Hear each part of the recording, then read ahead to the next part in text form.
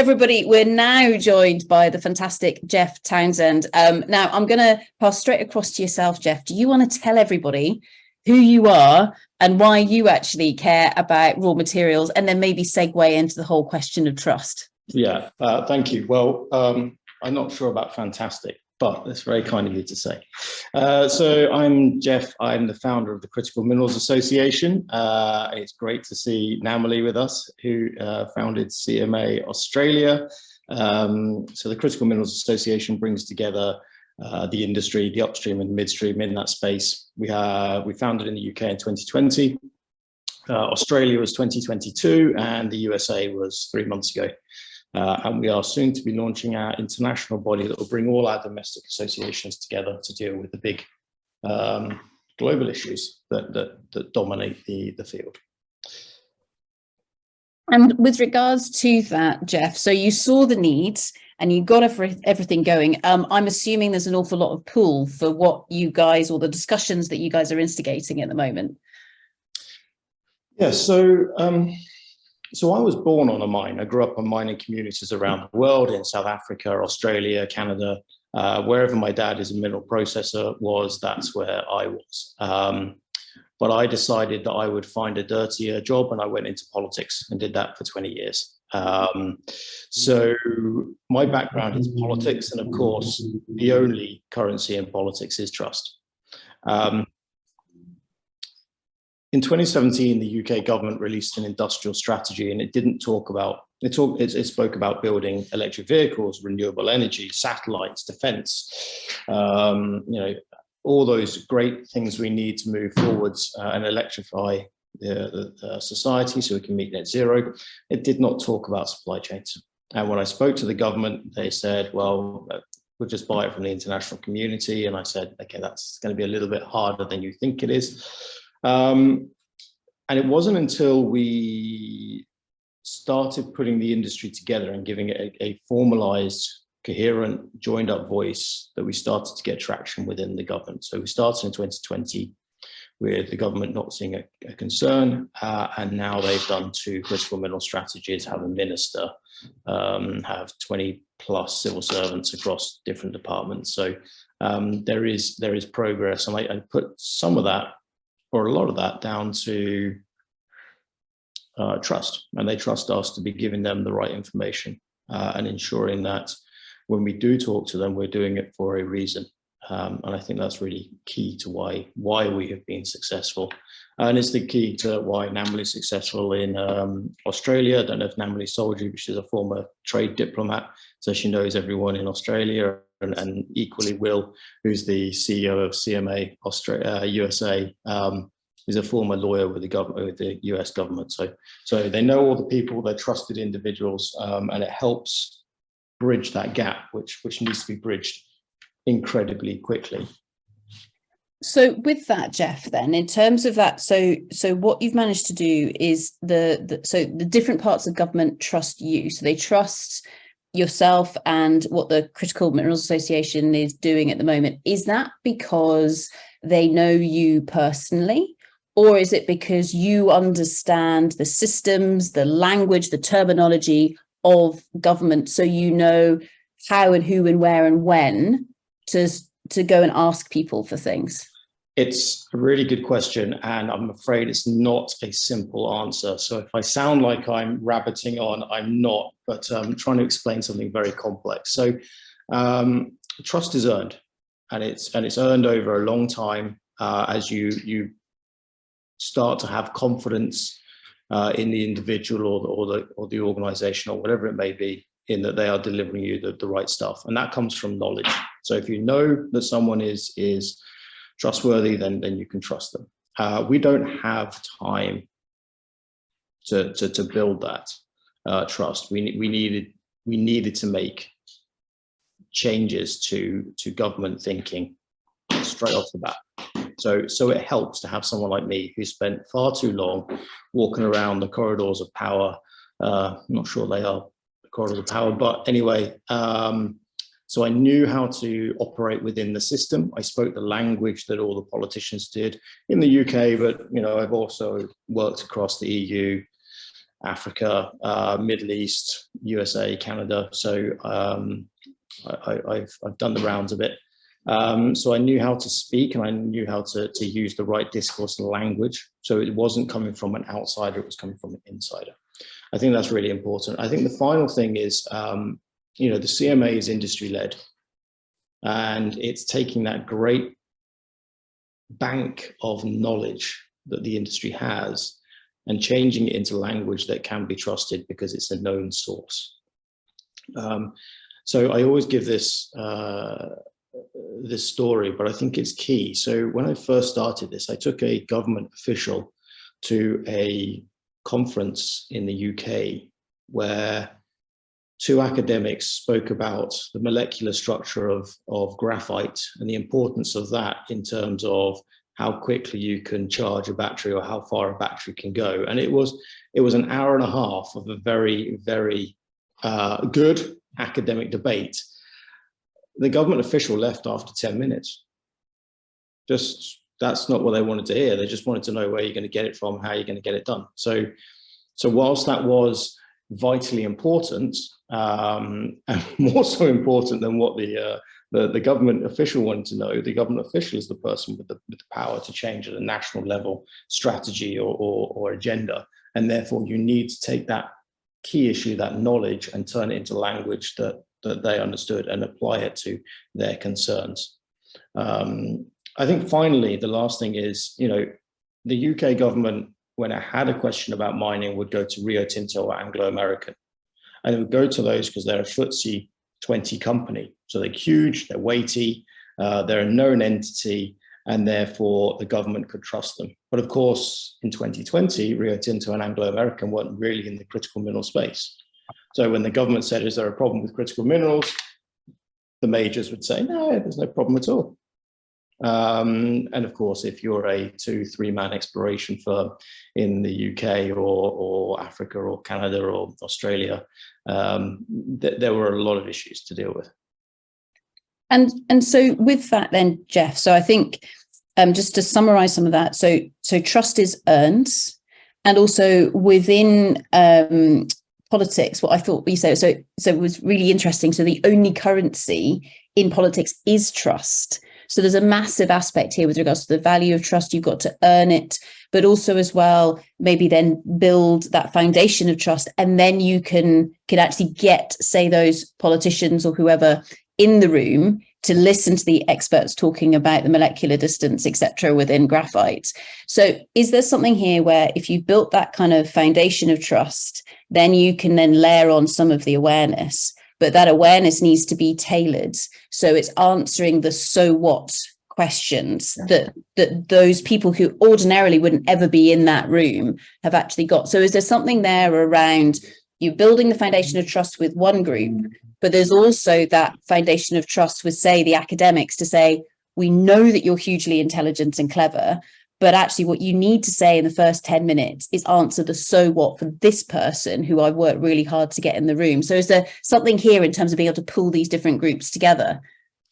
There is. And I think this is where there is a slight problem still within the industry, is there is a lack of trust across multiple different stakeholders. So only yesterday, and I'm not saying it's right or wrong, but Global Witness called out Glencore and I can't remember who else because of their involvement in the battery passport, and saying you can't trust it because the mining industry has been involved. It would be far better if we were all able to sit around a table together and hammer this out and have a conversation and see we're all on the same page. Why are we all in critical minerals? The majority of us are in critical minerals because we want to create the building blocks necessary to build the net zero, the green future, right? And without the critical minerals, there is none. So, but it's very hard to have a consistent conversation and message flowing from the upstream all the way through the downstream into the circular economy and then into society and the political sphere if that trust breaks down throughout throughout the supply chain. So part of what the CMA does is to try and bring those players together and have a conversation. So actually, it was Hayden Mort who introduced us, but we had a very good conversation with Extinction Rebellion. So we had the CMA representing mining and midstream players talking to Extinction Rebellion, who were, pro environment, anti-industry, and we actually had a really good conversation. And there was agreements on not all of it, but at least half of what was said. And why was that? It's because Hayden Mort could act as a mediator and a trusted body from both sides. So to build then on what Paul Eakin shared with us at the beginning of today's session, it was that ability to find that shared interest, or that, that shared value between those different parties. But to get to it, you almost needed somebody who had enough knowledge or empathy with regards to those different players to build that bridge. Is that a correct interpretation? I think it is. And I think it's because if you look at industry and you look at stakeholders, everyone has their own agenda. Everyone has got their own ambitions. And well, even within institutions, there's people who think things should be done differently and set ways. But you do need to take a step back. And perhaps that's where, whilst I've grown up surrounded by miners and, learned to swear in most of the languages where I've been based, thanks to my dad, and can talk to the mining sector, I'm not from the industry directly, from a political background. So I can see where it all fits together. I can do the math, and I don't have to, I can look past the ambitions of the individual. So, an exploration firm, what do they want? They want to get their mining permits done. They want to get planning permission. They want to get finance. They want to get through all the legal red tapes. That's their focus. That's what they want to get. And they can't understand why a politician doesn't want to change something to make that easier. Finance are saying, well, yeah, we want to get money. We want to get, 8%, 10% over a 10-year return. So why are you talking about investing in the EU or the UK when you could go invest in the US and get 20% of your OPEX sorted? So everyone's got different agendas. Until you take a step back and you see, well, actually, if we all fit in and where we fit in, then it becomes a lot easier. And it takes a trusted organization. It's not an individual. It takes trusted organizations and trusted organizations across the entirety of that huge ecosphere. Or ecosystem that we need to bring together and work collaboratively to do. And so with that, Jeff, and interesting that you say that, because when a mining company is like going, come on, government, why aren't you helping me? And I guess that's almost in response to most politicians will say, I will do everything that I can within my power to make sure that, yes, you are successful, which seems to be, or a variation of that seems to be fairly standard within any speech that's given. But then what are they really saying? And this afternoon, actually, we've got a session on reflective listening. So actually, what is somebody really saying to you rather than just the initial level of listening? And I mean, with that, Jeff, actually, I will put you on the spot. When a politician says, I will do everything possible within my power, within whatever things I've got to play with to help you, what are they really saying, Jeff? How should we interpret that? Every politician is different. I once had a politician say to someone that they would endeavor to try and help. Which I thought was, the company went away saying, this is brilliant, they're going to help. I was like, well, no, they're going to try and help you, but they're not saying they're going to. I mean, so, you have to understand what the language actually means. Why is the politician wanted to help you? That's the question.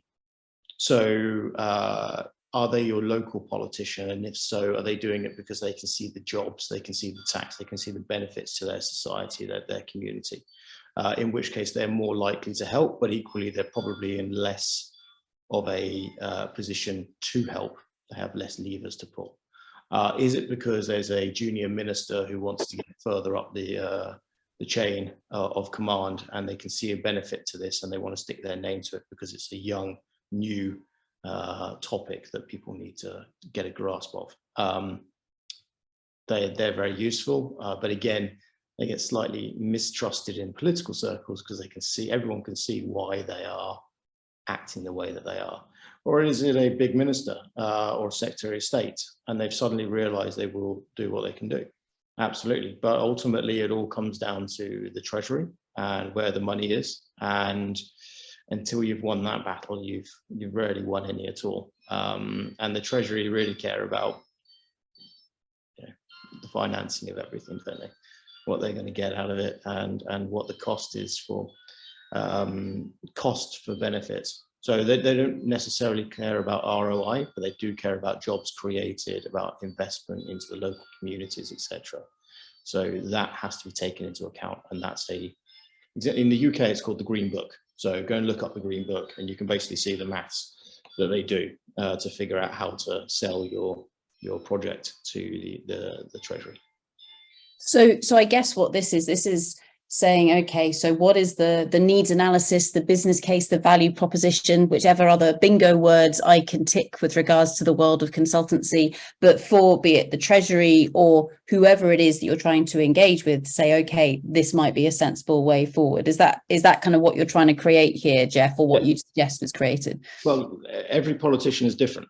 And you have to understand what drives the politicians, what their agenda is, so that you can tailor your sales pitch. That's undermining of what people are trying to do, but you know what I mean, to those different political factions, individuals, wherever it may be.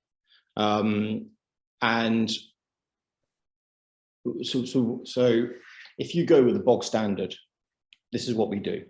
It builds no trust. It's not you've taken no time to understand what someone else is concerned about, right? So that it shows a lack of respect, and respect is closely aligned to trust, and therefore, if you break one, you break both. So by understanding what someone is interested in and tailoring your message, that's how you can start to build it. But don't expect one to be able to pull the lever that helps you. You've got to win all of those battles. It's not an easy fix. And then it can be international, and then from there, who knows? Well, on that international note, of course, very shortly we're going to go across to the lovely Namely. But Jeff, I also heard the tinkling tones of the Fortnum and Mason's clock going on behind you, which suggests that it might be time up, unfortunately, with regards to your slot just now. But do you have any final words of wisdom in terms of what you think needs to change, or actually where things are still, actually working very nicely in terms of that trust and the forwards momentum in terms of critical materials? I think tracking and traceability of supply chains is absolutely vital. So the more that, and that's for two reasons, the more that we can demonstrate good ESG compliance throughout the supply chain, the better. The more that politicians are likely to stick their head above the parapet because they can see there's nothing wrong. And also that feeds into the downstream, and the political arenas generally around the world like talking about the downstream because they're consumer brands and it's what people understand. And the more of those consumer brands trust and understand their supply chains, the more they are likely to go and help pull or push politicians and political systems in the direction we need to go. So it's the big battle over the next 20 years that we need to do to build that trust. Brilliant. So with that, thank you so much, Jeff, for coming and joining us here today. Everyone, please put your hands together for the fabulous Jeff Townsend. Thank you very much.